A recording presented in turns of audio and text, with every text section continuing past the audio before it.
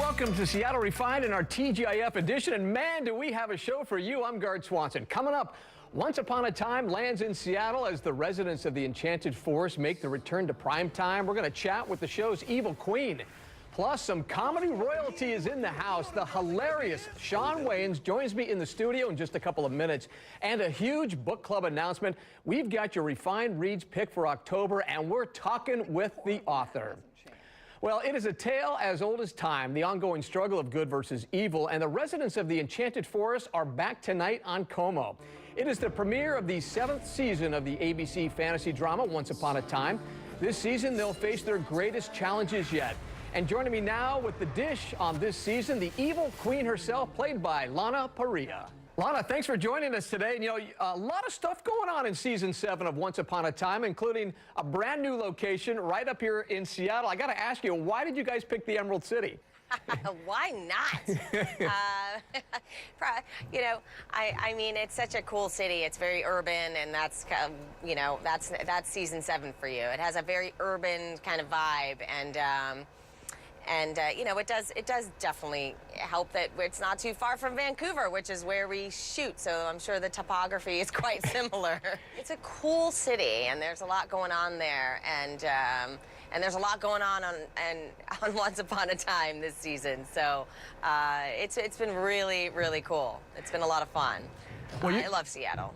Your character, Regina, the evil queen, has a brand new alter ego this season named Ronnie. What's that story about? Well, what you're going to see is, you know, our formula has always been that we live in 2 worlds or realms, and we have, you know, the flashbacks, which mostly take place in fairy tale land, and then you have present time when we flash forward, and we are now in Hyperion Heights in Seattle, Washington. I don't believe there really is a Hyperion Heights. I believe that's a fictional town, but it does sound cool.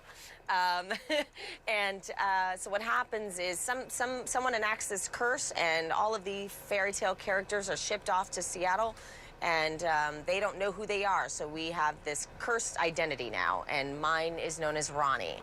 So Regina and the evil queen are buried somewhere inside, but Ronnie has no memory of her previous life. So she just knows herself as Ronnie, and her memories are Ronnie's memories. Got it. And you know what? I did read that the opportunity to actually play Ronnie is one of the reasons you wanted to come back for season 7. Is that right? That is absolutely true. Yes. I love playing a different version of this character, and it's probably the most different I've played, aside from the old hag, because that was really different. I don't even think people knew I played that character. I had so many. It's like 4 hours of prosthetics, but this character is very different. She just aesthetically looks completely different.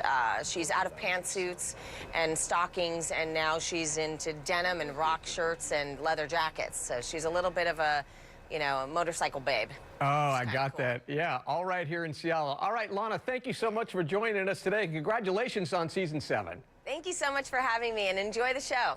Once Upon a Time premieres tonight at 8 here on KOMO. Well, if it's live comedy you're looking for, you should head down to the Tacoma Comedy Club this weekend. That's where you're going to find actor and a very funny man, a guy named Shawn Wayans, and Shawn is kind enough to join us today. Shawn, hey, nice to have you here, man. Good to be here. Yeah. Thanks for having me. So, I didn't know what to do. Yeah, what were you supposed to do? That was not a good handshake. Just a plain handshake, and you looked like you wanted to do some more, so I was going to give you more, but I didn't know why you were giving me more. So let's talk about giving some more. You're going to be on stage down in Tacoma. How often do you get up to our neck of the woods? I've been up here around this neck about probably 3 times, 4 times. Yeah, I would say about 4 times. And you like it up here? I love it up here. Yeah, it's great. Great crowds. I like the weather right now. It's kind of reminds me of New York, yeah, you know, autumn time, and so it's pretty cool. But I don't know if I'll be able to take the reins. Well, we got a lot last 7 months out of the year. That'll make me depressed. Hey, we have a lot to talk about in just a short time, but let's get to something serious. We know we had the Las Vegas shooting this week. Does that make it tougher for you when you have an environment like that across the U.S., across the world, and all of a sudden you got to be the funny guy on stage? Well, now that you put it that way, yeah. But you know, I mean, comedians, we're surfers. We surf the times. Whatever's going on, it's our job to figure out how to gently bring the audience back to a happy place. Right. So, you know, I'll get them. I'll get them laughing. And then you got guys like Stephen Colbert, Jimmy Kimmel, using their platform, Big Time Comics, on television every night. And they're taking on a lot of social issues. Is that important, and is that important for you? For me, I let guys like that handle it. I'm trying to make you laugh. You come to my show, we gonna laugh at whatever it is, whatever I find funny. All right, let's talk a little bit about your family. I mean, you have 10 siblings, and how many brothers? I know you got a bunch of brothers, but how many sisters do you have? Is it just one? I got 5 sisters. Five sisters, I was wrong. Yeah, I got 5 sisters, and but Kim is the one that everybody knows. And then there's like 4 other sisters, so there's 10 of us. And you still remember their names, right? Of course, I'm not. They're not. Our family's not that big, I think.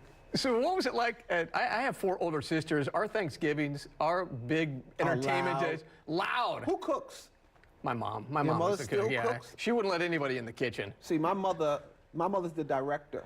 So she sits by the kitchen and tells everybody else what to do. Yeah, Sean, wash that turkey butt. It's not clean enough. Make sure you cut that off. Mo, you got to make sure you cut up the celery. Kim, check on that pumpkin pie. And she still does it? And then she sits back like on the phone like, yeah, I'm tired, girl. I can't do it no more. These kids gonna have to take over Thanksgiving. and as big as you guys are, I would imagine that your parents keep you guys in line. I mean, they did it while we were young, so now they don't have to. So now we're well behaved, except for on TV and in movies. And who's the funniest? My mother. I would imagine she really is. She really is. And then I did read somewhere that Chris Rock was a big mentor of yours. And Yeah. why is that? Why him? Why did you single this guy out? This guy, this very funny comedian. Well, Chris Rock, we're friends. So I met Chris Rock when I first started doing stand-up comedy in New York. He did a part in my brother's movie, I'm Gonna Get You Sucker.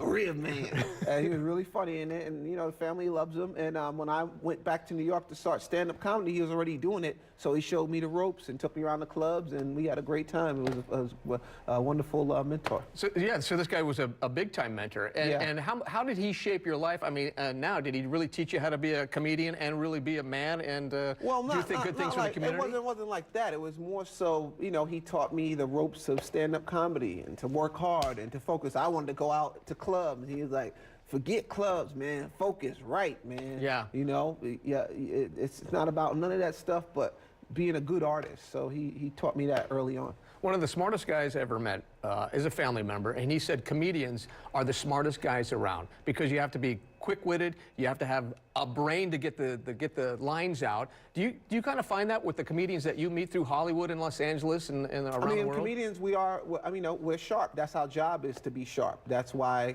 we get paid, to be faster and sharper than the average person so that they can laugh at what we think is funny.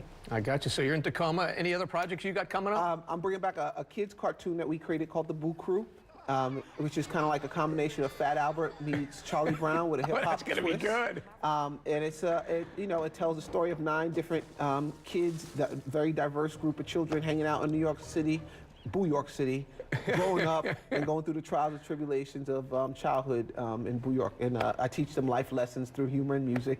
And we already uploaded the first special we did. It's on YouTube if you type in The Boo Crew TV. Awesome. Yeah. Sounds good. Sean Wayans, you're in Tacoma tonight? I'm in Tacoma tonight, I'm in Tacoma tomorrow, and I'm in Tacoma on Sunday. So 2 shows tonight, 2 shows Saturday, 1 show Sunday. And you can follow us on The Boo Crew at The Boo Crew Official on Instagram. I like it. All right, let's get the handshake right.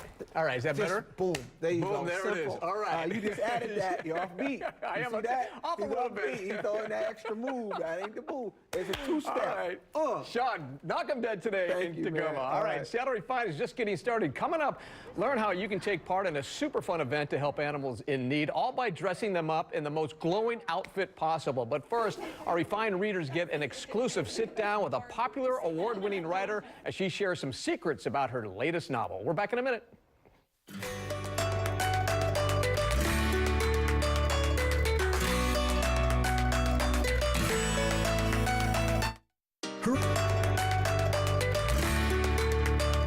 Welcome back Back to Seattle Refined, I'm Garth Swanson. It's the first week of October, and that means we have a new book on our Refined Reads list. Refined.com managing editor Britt Thorson is here to tell us all about it. But first, give me the handshake that Shawn Wayans got. Yeah, that's good. I love it, Britt. Ah, well, that was a little miss there. Come on, yeah. All right. I was watching. I'm a good learner. You were funny.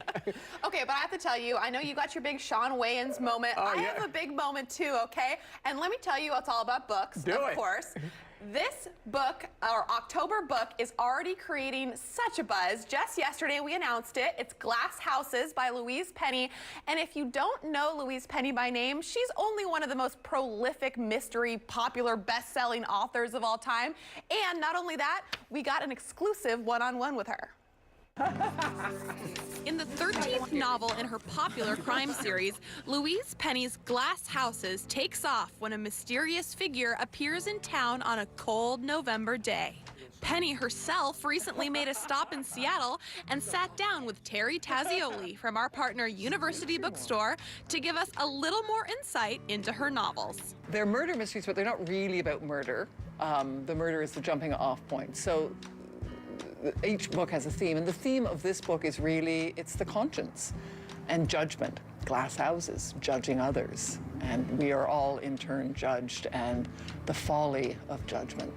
Penny's characters mean the world to her, especially after carrying them through so many stories. But I know that they are things that I have created, that they don't actually exist.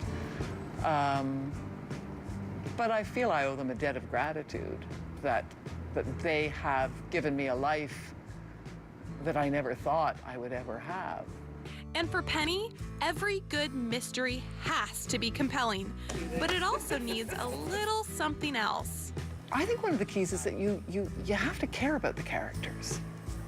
You have to care about finding out who did it and why. There has to be an emotional resonance to the books, that the characters cannot just be cardboard cutouts who are being moved around for the sake of a plot device. We weren't the only ones lucky enough to sit down with the popular author. We invited some of our refined readers to join us too. She's one of my favorite authors, so it's a thrill to be able to meet her and find out about her writing process. How long does it take you to write a book generally? I start thinking about the next book about 6 months before I finish the previous one. Okay. And they're so intertwined now that really there's so much is projected. So many seeds are sown in earlier books that are going to be picked up 2, 3 books further on. And some that will never be picked up. She talks about how the characters are all intertwined and how there are things from prior books that are in this book, and just really listening to her talk about how she does her work makes me want to see then what the end product is. The author was awesome, and I'm a fan now. I'm going to go back and read every book she wrote. We would love for you to join Refined Reads. You can sign up at seattlerefined.com/refinedreads. Our discussion of Glass Houses is scheduled for Thursday, October 26th at, you guessed it, University Bookstore in the U District. Happy reading. Yeah, and I have no idea how these authors keep all that information in their head and then spit it out on paper. I just don't get it. I know all the characters. It's hard enough for me to remember your name. I know, and I'm doing our handshake. We're awful. Hey, what is the deal and this obsession with all the pumpkin spice? I get we're close to Halloween, but what's the deal? I think it might be something that Starbucks instilled in us with their pumpkin spice latte. Yes. But ever since they started with that latte, the pumpkin spice phenomena has just ballooned out. And we have a list right now of 18 products that are pumpkin spice themed that you might not know existed, but if you're a pumpkin spice lover, you might love it. This one's my favorite. That's a pumpkin spice doggy chew toy. What? Like even your dog wants to get in on the pumpkin spice. That We've sounds got awful. Cheerios I that you don't saw like the that. creamer for your coffee earlier. This one is my second favorite. That's pumpkin spice deodorant. I was going to mention that. I said I'm not going to go that far.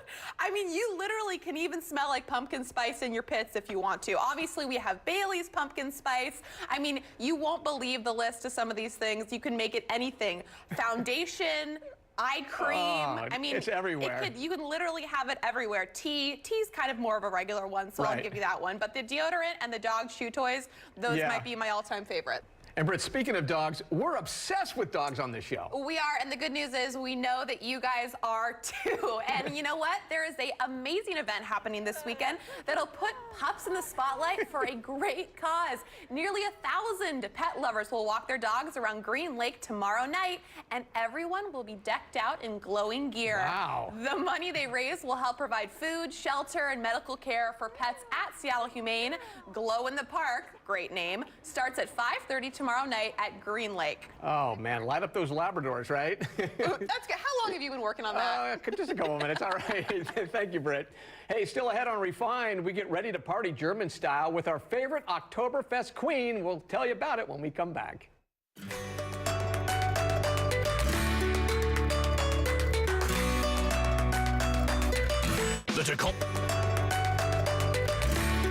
Welcome back to Seattle Refined in our TGIF edition. It's a long way to go to Munich for Oktoberfest, so why not celebrate right here in our own backyard? Oktoberfest Northwest just kicked off a few hours ago today in Puyallup. And the queen of Oktoberfest, Manuela Horn, is here to join us today. And man, nice to have you on board again. Thank you. Oh, that was good. And Here, to get this party started, I brought you a pretzel necklace. There we go. Now you're Oktoberfestified. And this is edible. Yes, those are edible. Got it. And so is all this stuff here. Explain what we have here. Oh, this is a really wonderful dish in Bavaria. That's what Bavarians have after a nice night at Oktoberfest for breakfast. This is breakfast food. This is breakfast with a nice beer. I brought you a Paulaner Oktoberfest Märzen. So I'm going to pour. So you have to pour that in. So I'm going to pour, and then you tell me what we have here. So we obviously got the pretzel and some kraut. We got the pretzel, we have some sauerkraut, we have some German potato salad. And then this is a Weißwurst. A what? And it's called Weißwurst. All right, let's try some. And we have in Bavaria a very special way of eating them. And how do you eat them? Yeah, it's really hard to explain, but you suck the meat out of the skin because you don't eat the skin. And that's the traditional way. Yeah, and it's called Zuzeln. Can you say that? Zuzeln. Zuzeln. Oh, you're Zuzeln.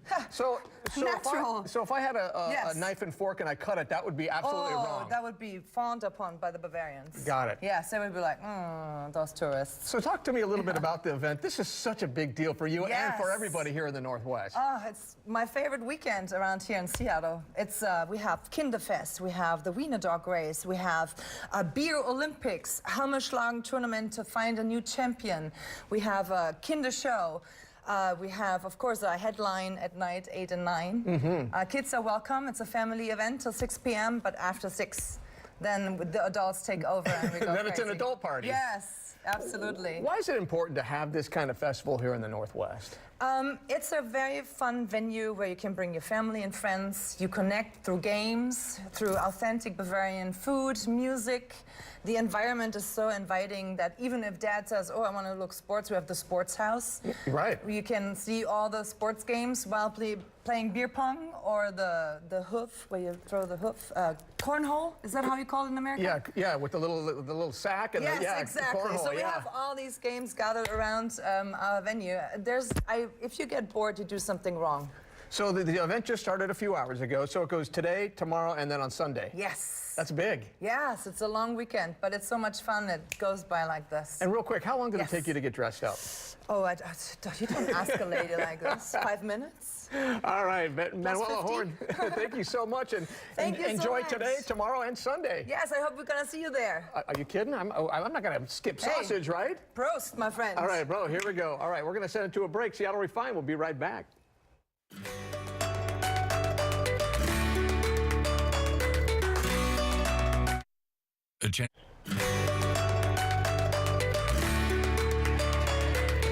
Welcome back to Refined. It's October, and that means we're all about everything spooky leading up to Halloween. And right now at Can Cabaret in Pike Place Market, you can find out what goes bump in the night with zombie cheerleaders from hell. It's a spooky, sexy evening of masked black cats and twerking, and runs through October 31st. All right, we're about finished with this episode of Seattle Refined. As we end the show, here are some of our favorite photos and moments of the week. Have a great Friday and weekend, everybody.